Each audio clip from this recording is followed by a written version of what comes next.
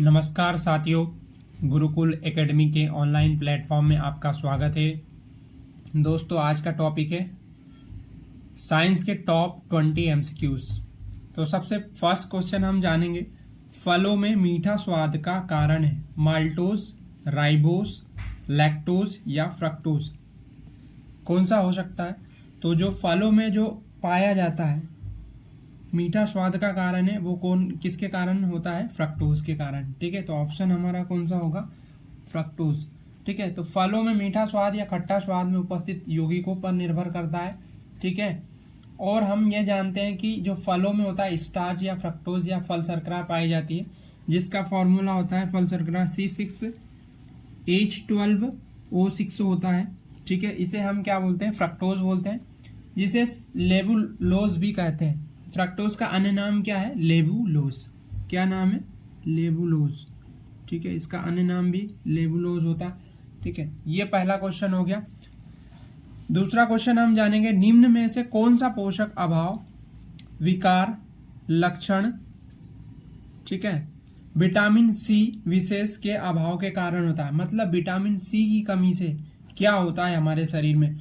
होठों का फटना, सबसे पहले हम देखेंगे क्या होठ फटते हैं विटामिन सी की कमी से। मसूड़ों से स्पंजी रक्तस्राव होता है। दूसरा हमारा होगा पीत, नेत्र श्लेष्मा या त्वचा का ददोरापन। अब देखो ददोरापन क्या होता है? त्वचा हमारी क्या होती है? खुरदुरी सी होने लग जाती है, ददोरापन इसी बोलते हैं। तो हमने देखा कि विटामिन सी जो होता है वो कहाँ किस में पाया जाता है? तो जितने भी खट्टे फले होते हैं उनमें विटामिन सी पाया जाता है। ठीक है, अब विटामिन सी की कमी से हमारे मुंह से क्या होती है? बदबू आती है। दांतों से क्या होता है? खून ब्लडिंग आती है, जिसे हम क्या बोलते हैं? पायरिया भी बोलते हैं। मसूड़ों से पस आना। तो ये सबसे विटामिन सी विशेष अभाव का कारण क्या हो सकता है? मसूड़ों से स्पंजी स्राव, रक्तस्राव। ठीक है ना, तो इसका ऑप्शन होगा हमारा बी। ठीक है, आगे का क्वेश्चन हमारा होगा, प्रोटीन के पाचन में सहायक एंजाइम है। ठीक है ना, तो सबसे पहले ये जानेंगे कि प्रोटीन को कौन से एंजाइम पचाते हैं। तो हम जानेंगे कि जो यूरियस होता है ये पचाता है, सल्फेटेस पचाता है, ट्रिप्सिन पचाता है या पेप्टेस पचाता है। तो प्रोटीन को पचाने का सहायक एंजाइम हम कौन सा होगा? ट्रिप्सिन होगा। कौन सा होगा हमारा? ट्रिप्सिन होगा। ठीक है, अब जानेंगे प्रोटीन के बारे में थोड़ा। प्रोटीन पाचन में सहायक एंजाइम कौन सा कहलाता है? ट्रिप्सिन। अब जो होता है ना, जटिल पोषक पदार्थों को एंजाइम की सहायता से सरल घुलनशील अणु में बदला जाता है। ठीक है ना, जो भी जटिल पदार्थ होता है उनको सरल पदार्थों में बदलने का काम कौन करते हैं? एंजाइम। और एंजाइम से ही मिलकर क्या बना होता है? प्रोटीन बना होता है, जो कि भोजन को पचाने के लिए एंजाइम की आवश्यकता होती है। तो एंजाइम प्रोटीन से बने होते हैं। एंजाइम किससे बने होते हैं? प्रोटीन से मिलकर बने होते हैं। अगला क्वेश्चन हम जानेंगे, इसका आंसर हो जाएगा हमारा ट्रिप्सिन। नेक्स्ट क्वेश्चन हमारा हो जाएगा, प्रोटीन एक अच्छा स्रोत है। तो प्रोटीन सबसे ज्यादा पाया जाता है सेब में पाया जाता है, आलू में पाया जाता है, चावल या मूंगफली में। तो जो प्रोटीन होता है हमारा पाया जाता है मूंगफली। मूंगफली सबसे अच्छा और सस्ता स्रोत है जहाँ पे हमें सबसे ज्यादा क्या मिलता है? प्रोटीन मिलता है। सबसे ज्यादा अगर मैं बात करूँ पूरे जितने भी आपके अनाज वगैरह होते हैं, तो उनमें सबसे ज्यादा जो हमें प्रोटीन मिलता है वो मिलता है सोयाबीन से।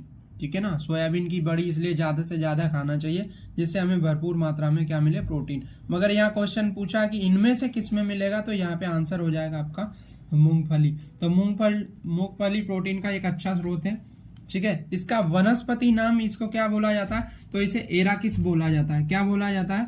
एराकिस। अगर कभी पूछा जाए तो बता दीजिएगा, मूंगफली का वनस्पति नाम है एराकिस।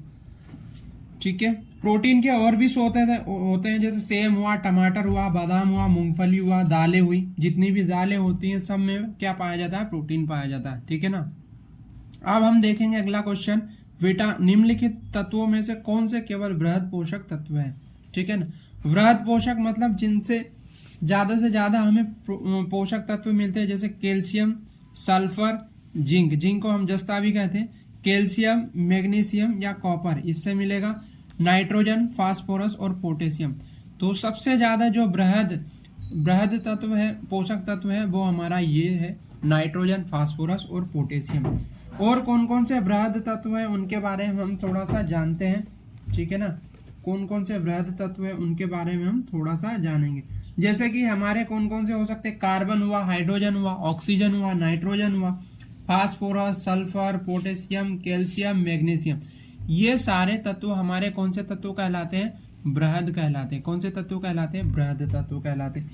अब इसके बाद अगर मैं बात करूं कि जो लघु पोषक तत्व होते हैं या माइक्रो न्यूट्रिएंट होते हैं, वो मैग्नीज होता है, बोरान होता है, तांबा होता है, जिंक होता है, क्लोरीन होता है। ये कौन से तत्व कहलाते हैं, लघु पोषक तत्व कहलाते हैं। तो आपको क्लियर हो गया कि कौन से लघु होते हैं और कौन से बृहद होते हैं। अगला हम क्वेश्चन जानेंगे, प्रोटीन का मुख्य संरचनात्मक लक्षण क्या है, ठीक है ना। तो हम इससे जानेंगे एस्टर आबंध से, ईथर आबंध, पेप्टाइड आबंध और उपयुक्त सभी।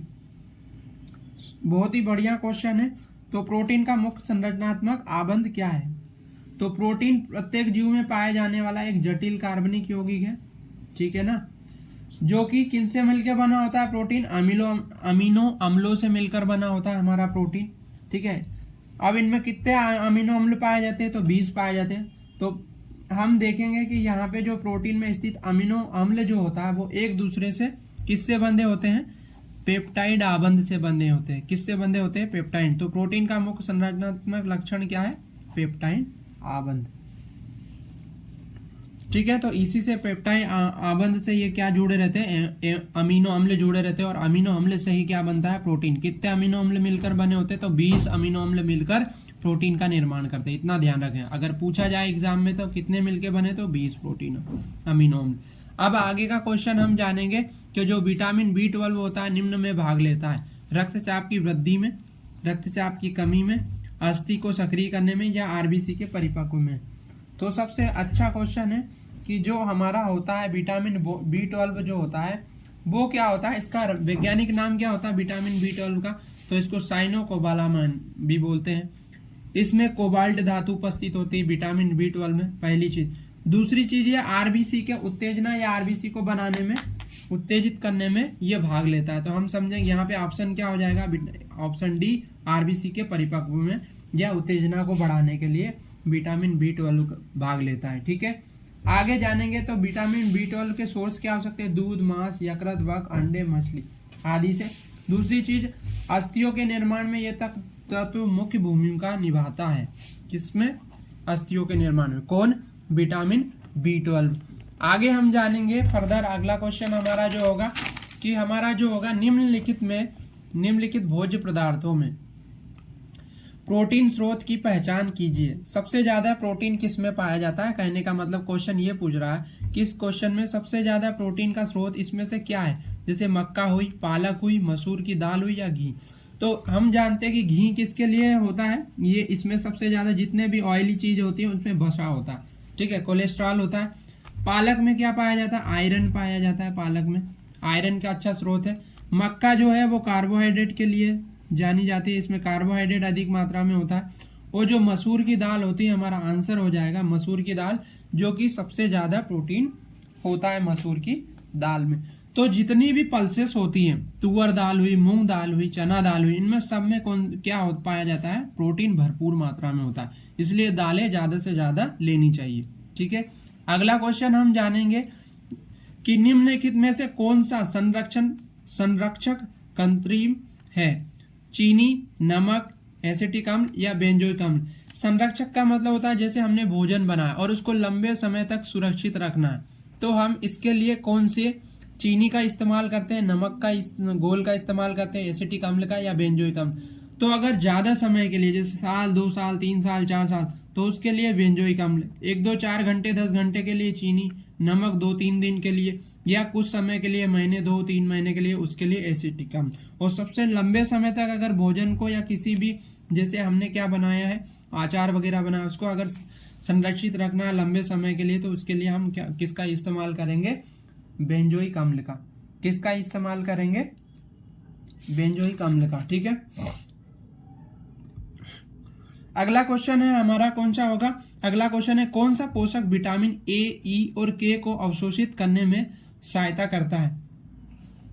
जैसे कौन सा है, ए, ई और के को अवशोषित करने में सहायक है, कौन सा पोषक विटामिन, वसा, कार्बोहाइड्रेट, प्रोटीन या विटामिन्स, जल्दी से बताइए।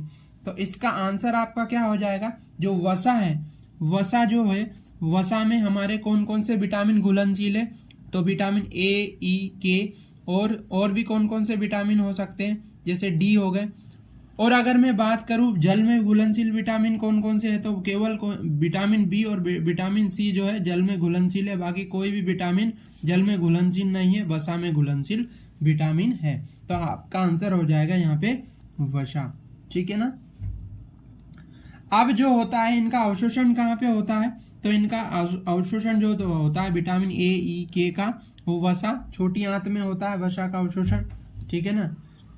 वसा अथवा लिपिड में आसानी से घुल जाते हैं, ठीक है। इनका अवशोषण छोटी आंत में होता है और सीधे शरीर द्वारा उपयोग किए जाते हैं, ठीक है। विटामिन ई, ए और के, ठीक है। विटामिन ए का नाम क्या है, रेटिनॉल है। विटामिन के का कैल्सीफेरॉल, ठीक है ना। अब हम आगे का क्वेश्चन जानेंगे, दो प्रतिऑक्सीकारक विटामिनों के नाम बताओ। ऐसे कौन से प्रतिऑक्सीकारक, मतलब जो हमारे शरीर की रक्षा करते हैं, तो विटामिन ए और बी है, विटामिन सी और डी है, विटामिन सी और बी है, विटामिन सी और ई है। तो हमारी शरीर की रक्षा करने वाले विटामिन कौन से हैं जो प्रतिऑक्सीकारक कहलाते हैं, वो है विटामिन सी और ई, जो कि हमारे कैसे विटामिन है, ऑक्सीकारक विटामिन है, जो हमारे शरीर की क्या करते हैं, रक्षा करते हैं, ठीक है ना। अच्छा, इनका स्रोत क्या है, फल, दूध, आंवला, बादाम, पिस्ता आदि लेना चाहिए, ठीक है।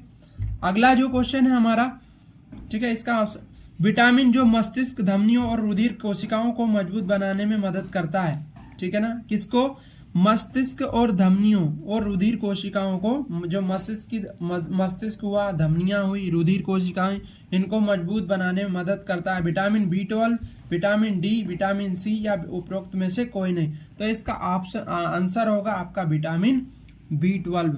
जो विटामिन B12 होता है हमारा, जो हमारा विटामिन B12 होता है, वो क्या करता है, शरीर की रक्षा करता है।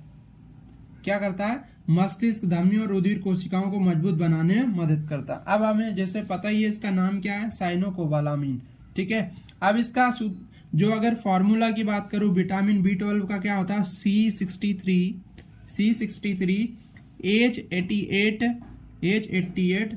CON 14 O12P, ये होता है साइनोकोबालामिन का रासायनिक नाम, ठीक है। इस विटामिन का प्रमुख स्रोत होता है अंडे, मछली आदि, ठीक है ना। इस विटामिन के अभाव में शरीर में किसकी कमी हो जाती है, ब्लड की कमी हो जाती है, ठीक है, विटामिन B12। अब अगला क्वेश्चन होता है, हरित क्रांति का जनक किसे कहा जाता है। तो हरित क्रांति का जनक प्रो MS स्वामीनाथन को कहा जाता है भारत में, ठीक है ना। भारत में प्रो M स्वामीनाथन, किसका, हरित क्रांति का जनक। अगर विश्व में हरित क्रांति का जनक, तो नॉर्मन बोरलॉग को कहा जाता है। अच्छा, जो प्रो MS स्वामीनाथन थे, इनका जन्म कहाँ हुआ था, तमिलनाडु में हुआ था, कुंभकोणम में। ये क्या थे, एक जेनेटिक वैज्ञानिक थे, जिन्होंने पौधों के क्या किया, उन्नत किस्मों को विकसित किया, ठीक है। अब जैसे डॉक्टर वर्गीस कुरियन की बात करो, तो ये श्वेत क्रांति के जनक कहा जाता है। इन्होंने, डॉक्टर हरगोविंद खुराना है, इनको 1964 में नोबेल प्राइज मिला था विज्ञान, बायोलॉजी के क्षेत्र में, ठीक है। जेसी बोस, ठीक है, इन्हें फिजिक्स में जेसी बोस की, ठीक है ना, खोज किया था। आगे हम जानेंगे, तो ऑप्शन हमारा कौन सा आ जाएगा, हरित क्रांति का जनक प्रो MS स्वामीनाथन, ठीक है ना। आगे निम्न में से सूक्ष्म पोषक कौन सा है, तो नाइट्रोजन, फास्फोरस, मैग्नीज और कैल्शियम। तो हम जानते हैं कि जो नाइट्रोजन होता है, फास्फोरस होता है और जो कैल्शियम होता है, ये कौन से पोषक कहलाते हैं, ये वृहद पोषक कहलाते हैं। और लघु पोषक जो होता है वो हमारा मैग्नीज होता है, ठीक है। तो यहाँ पे आंसर कौन सा हो जाएगा आपका, ऑप्शन सी, ये हमारा कौन सा पोषक कहलाएगा, सूक्ष्म पोषक। तो थैंक यू साथियों, आज के लिए इतना ही। अगर ये वीडियो अच्छा लगे तो अपने दोस्तों में लाइक, शेयर एंड सब्सक्राइब जरूर करें, और इन क्वेश्चनों को जरूर से जरूर देख के जाएं। कांस्टेबल में जरूर से जरूर फंसेगा 1-2 क्वेश्चन आपका। Thank you.